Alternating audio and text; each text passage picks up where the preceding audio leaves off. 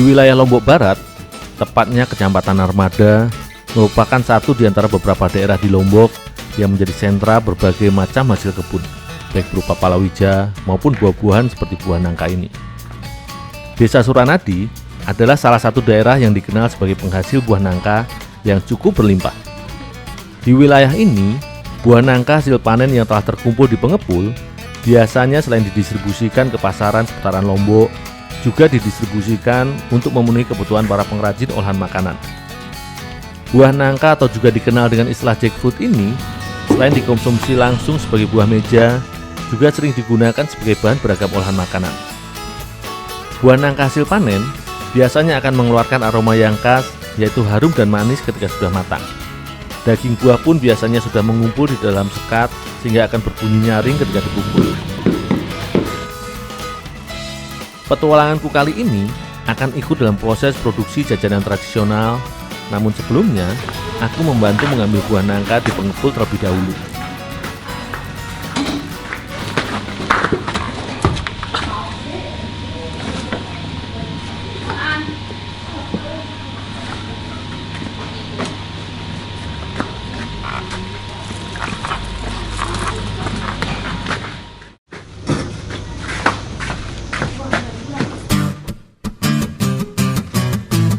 Di rumah produksi milik keluarga Pak Wirun ini, buah nangka biasa diolah menjadi bahan dasar beragam olahan jajanan maupun cemilan tradisional seperti keripik maupun dodol.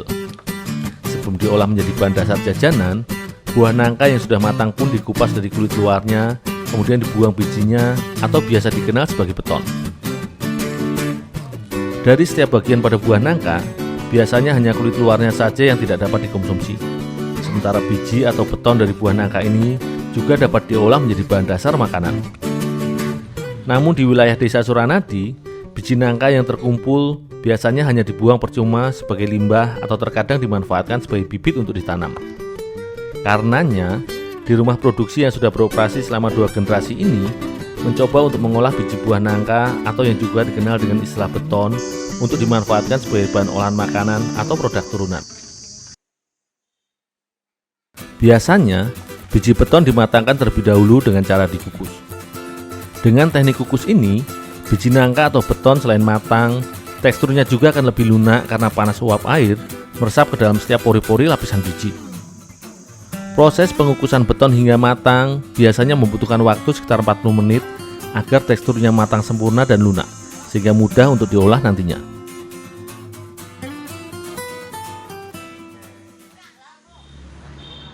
Di berbagai daerah, biji buah nangka yang sudah dimatangkan, baik secara direbus maupun dikukus, biasanya bisa langsung dikonsumsi atau diolah menjadi bahan jajanan, maupun dijadikan bahan masakan sebagai lauk pendamping nasi.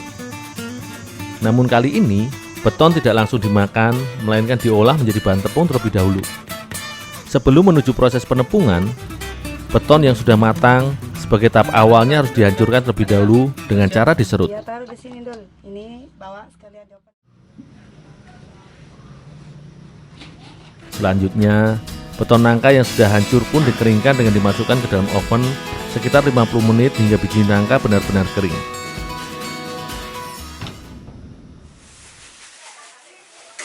Proses penepungan biji nangka ini tengah dikembangkan Pak Wirun guna memanfaatkan limbah dari buah nangka, bahan dasar produk dodol buatannya.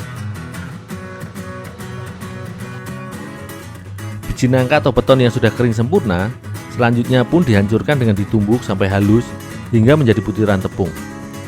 Kali ini, di rumah produksi yang bernama Hikmah Mandiri ini mempersiapkan tepung beton untuk diolah menjadi bahan dasar jajanan tradisional, yaitu Nagasari.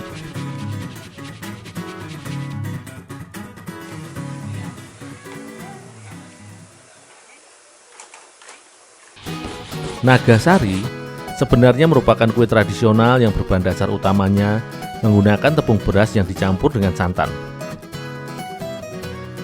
Namun kali ini, aku bersama ibu-ibu berkreasi dengan isian buah nangka serta menggunakan adonan perpaduan dari tepung biji nangka atau beton dan santan kelapa sebagai bahan dasarnya. Jajanan yang memiliki cita rasa manis gurih ini diaduk dengan santan dan ditambahkan gula hingga membentuk adonan yang menyatu dan kalis.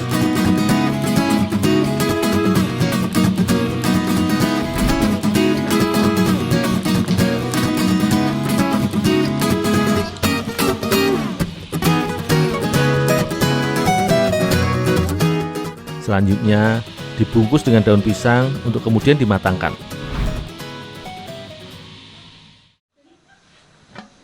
Tahap terakhir dalam pembuatan jajanan tradisional berjenis kue basah ini yaitu proses mematangkan adonan.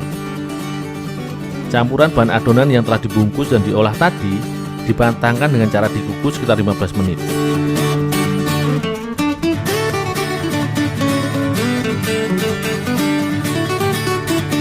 Bila daun pisang telah layu dan berubah warna, itu tandanya adonan nagasari nangka ini telah matang sempurna.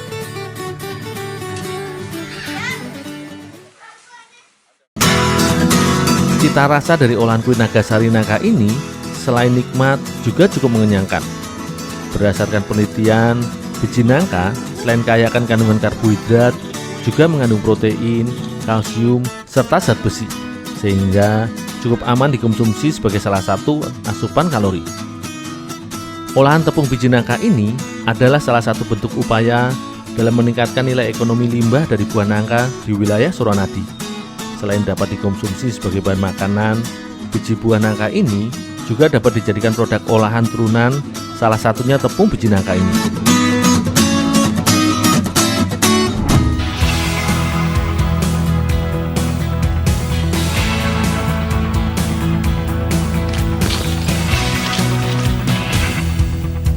Ini banyak, Nul. Oh, ya, biar saya yang panjat, Pak. Ya. Kondisi lingkungan memang seringkali mempengaruhi pola konsumsi suatu masyarakat. Di wilayah Lombok, selain dikenal sebagai penghasil terasi, tembakau dan juga kopi, juga memiliki hasil bumi yang menjadi komoditi, yaitu kelapa. Kelapa memang merupakan tumbuhan tropis yang sudah sangat familiar bagi masyarakat Indonesia. Tumbuhan ini hampir semua bagiannya memiliki nilai guna atau dapat dimanfaatkan. Salah satu bagian yang paling umum dimanfaatkan langsung oleh masyarakat adalah buah kelapa. Bila selama ini kita memanfaatkan buah kelapa untuk dikonsumsi airnya serta daging buahnya sebagai bahan makanan atau berupa santan. Namun bagi masyarakat Lombok terdapat suatu kebiasaan unik dalam mengkonsumsi buah kelapa ini.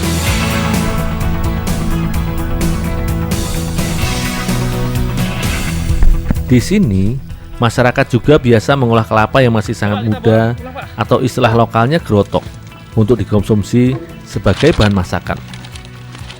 Sebelum ikut mengolah masakan gerotok ini, aku membantu Pak Suryadi mengumpulkan beberapa buah kelapa yang masih sangat muda ini di kebun kelapa miliknya.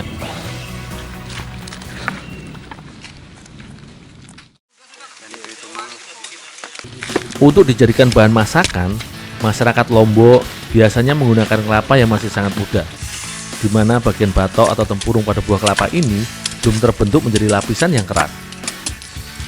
Sebelum diolah menjadi masakan, buah kelapa yang masih sangat muda ini pun dikupas bagian serabut luarnya dan dibuang air kelapanya.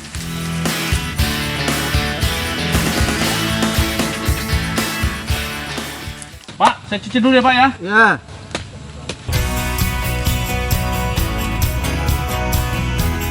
Untuk dijadikan bahan olahan masakan atau makanan gerotok ini, batok muda setelah dikupas, gerotok pun dibersihkan dengan dicuci terlebih dahulu.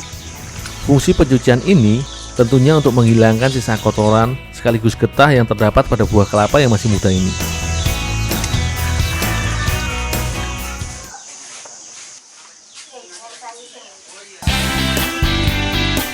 Meski batok atau gerotok dari buah kelapa ini bisa dibilang teksturnya masih cukup lunak, namun sebelum diolah dan dicampur dengan bahan lainnya, harus direbus terlebih dahulu dengan air garam. Proses perebusan ini selain berfungsi untuk mematangkan serta melunakkan gerotok, juga agar kandungan getah yang terdapat pada batok dari kelapa yang masih sangat muda ini hilang. Karena akan mempengaruhi cita rasa pada olahan masakan yang akan dibuat nantinya. Karenanya, proses perebusan gerotok ini membutuhkan waktu paling tidak sekitar 30 menit. Agar kandungan getah atau kemungkinan racun yang terdapat pada batok buah kelapa yang masih muda ini benar-benar hilang serta dinetralisir.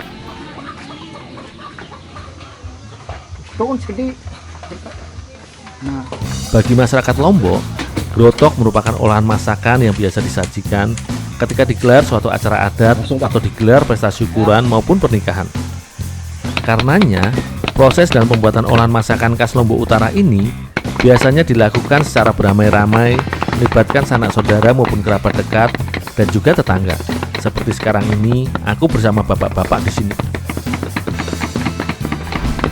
Pengolahan gerotok menjadi bahan olahan makanan ini melalui tahapan yang cukup panjang. Setelah matang direbus, gerotok pun harus dicincang hingga menjadi potongan-potongan kecil agar mudah untuk diolah bersama bahan lainnya.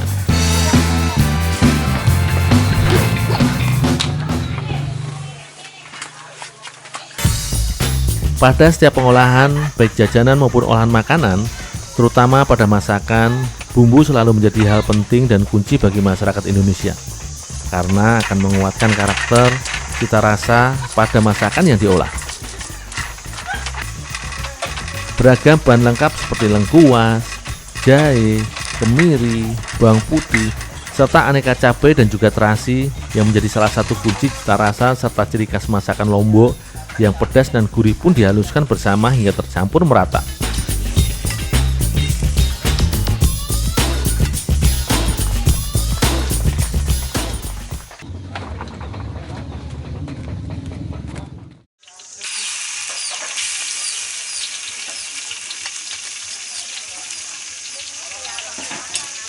Proses memasak gerotok ini sebenarnya cukup sederhana, di mana sebagai tahap awal, bumbu rempah yang telah dihaluskan, ditumis kemudian dicampur atau ditambahkan bahan-bahan lainnya untuk dimasak bersama. Hanya saja, pengolahan bahan bakunya yaitu gerotok ini yang harus melalui tahapan yang panjang.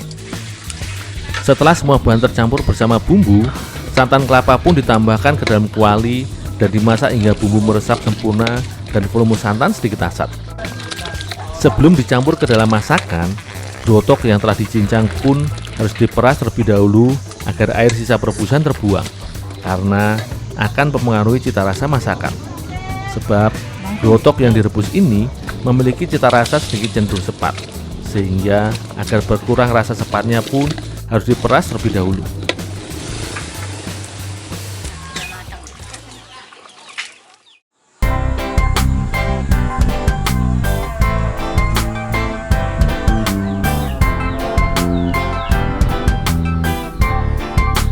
Gerotok kelak santan ini merupakan satu di antara sajian masakan tradisional khas Lombok yang patut dilestarikan karena merupakan wujud pengolahan ketahanan pangan.